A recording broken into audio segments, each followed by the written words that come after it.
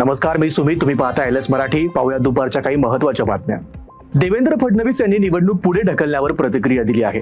माझ्या मते निवडणूक आयोगाने कायद्याचा चुकीचा अर्थ लावला आहे.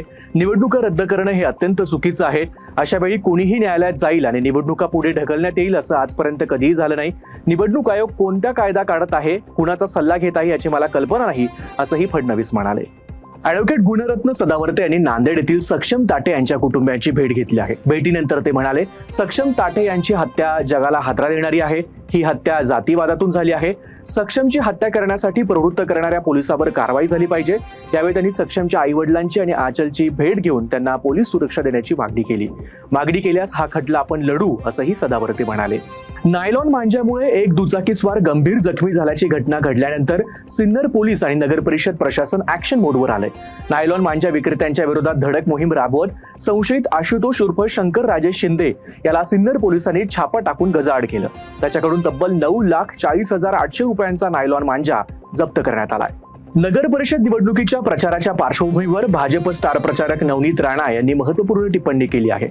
पुरुष पार्टी, बच्चू कडू आणि स्थानिक राजकारण यावर त्यांनी कठोर शब्दात प्रतिक्रिया दिली आहे. आमच्या हाऊसवाईफ महिला घरी राहून कुटुंब सांभाळतात. बाकी अनेक महिला बाहेरून काम करून घेतात. पण काही लोक निवडणुकीच्या काळात पुरुषांच्या पार्ट्या करून एकत्र बसतात. मात्र आमच्या महिला रात्री घरीच असतात आणि त्या अत्यंत प्रामाणिकपणे काम करतात, असं त्यांनी म्हटलं आहे.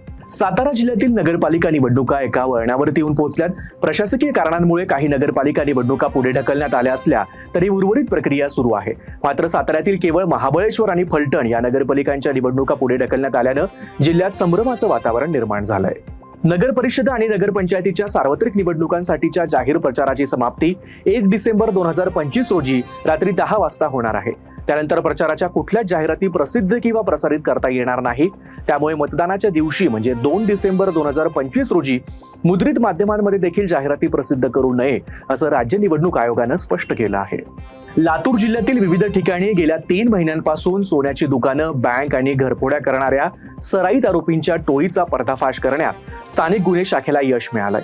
या कारवाईमध्ये एका आरोपीला ताब्यात घेऊन त्याच्याकडून 24,17,900 रुपये किमतीचा 13 किलो 700 ग्रॅम चांदी आणि सोन्याचा मुद्देमाल हस्त करण्यात आला. या कारवाईमध्ये एका आरोपीला ताब्यात घेऊन एकूण 24,17,900 रुपये किमतीचा 13 किलो 700 ग्रॅम चांदी आणि सोन्याचा मुद्देमाल हस्तगत करण्यात आलाय. टोळीतील आणखी 4 आरोपी फरार असून त्यांचा तपास पोलीस करत आहेत. कर्जत आणि बदलापूर दरम्यान सुरू असलेल्या कामामुळे मध्य रेल्वेवरील मुंबईतील लोकल गाड्या 20 ते 25 मिनिटं उशिराने धावतायत. कमी दृश्यमानतेमुळे लोकल आणि एक्सप्रेस गाड्यांच्या वेगावरही परिणाम झालाय. यामुळे प्रवाशांना अतिरिक्त प्रवास वेळ देण्याची सूचना प्रशासनाकडनं करण्यात आली आहे. या होत्या आताच्या महत्त्वाच्या बातम्या. बघत रहा एलएस मराठी.